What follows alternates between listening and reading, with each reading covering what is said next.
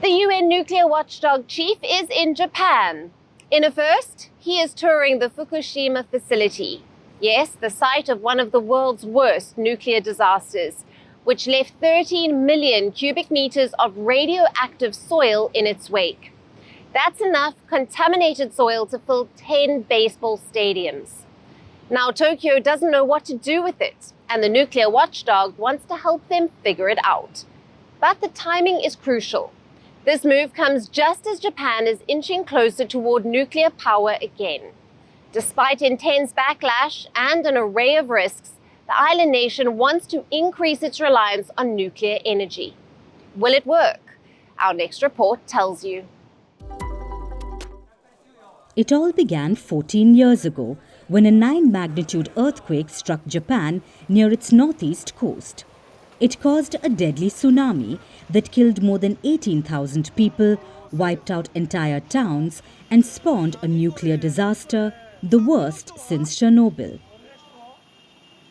The tsunami flooded the reactors of the Fukushima Daiichi plant. This released vast amounts of radioactive material, contaminating about 13 million cubic meters of soil. That's enough to fill 10 baseball stadiums. Over the years, almost all areas in the Fukushima region have been declared safe.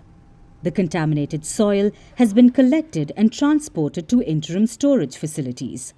But there is one hiccup. Local communities only agreed to the construction of these facilities on one condition: that the soil is eventually disposed of outside the prefecture. By law, it has to happen by 2045, but the Japanese government is nowhere close to meeting this deadline.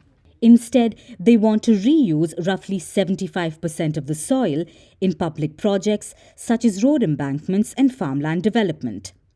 While decontamination efforts are underway to confirm the safety of the soil, fears and painful memories associated with the disaster continue to hang over Japan. So last year, the UN nuclear watchdog, the International Atomic Energy Agency, concluded that Japan's plans are safe.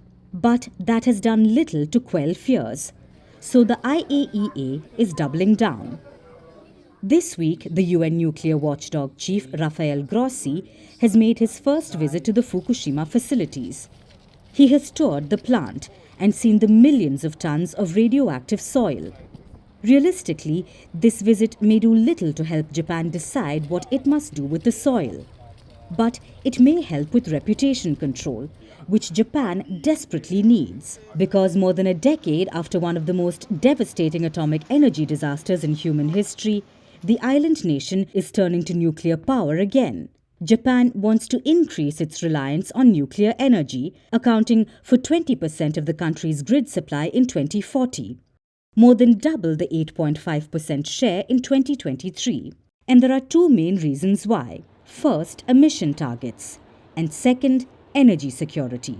Japan imports 90% of its fuels. It wants to cut back on carbon, given its pledge to achieve carbon neutrality by 2050.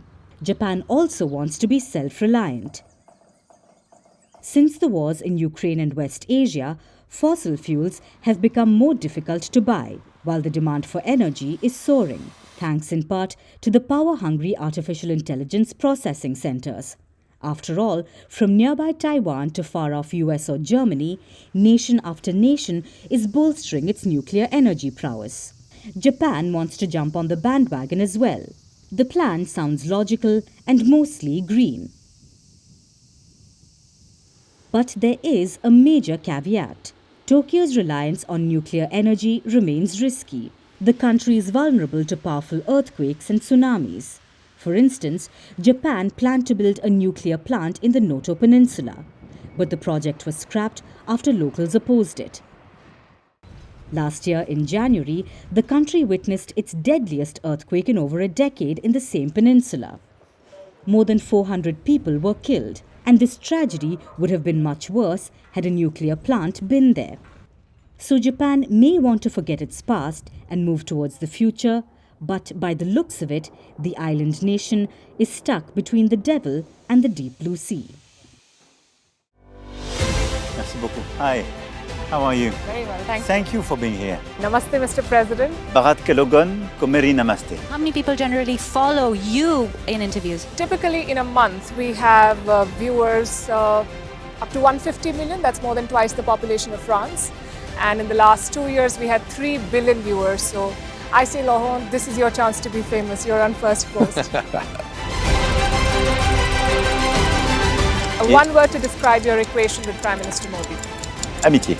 As India and France work together, are you creating a new era of non-alignment in the technology space? India is a training superpower. 1 million engineers a year, more than all of Europe and the US combined. So we have that partnership. We have a partnership on the environment and the economy. We also have civilian nuclear programs, and that is something we've developed far beyond the France-India relationship. So we want to work together on AI. And then comes China with its DeepSeek, creating models at a fraction of the cost. Did that innovation take you by surprise? Did that breakthrough make you sit up and think, what did the Chinese do and how? But what did DeepSeek do? They took everything that was already available from the last AI model, and then they recalibrated it. So are you going to ban Chinese AI in France? So we don't have this American approach of banning tech because of where it comes from.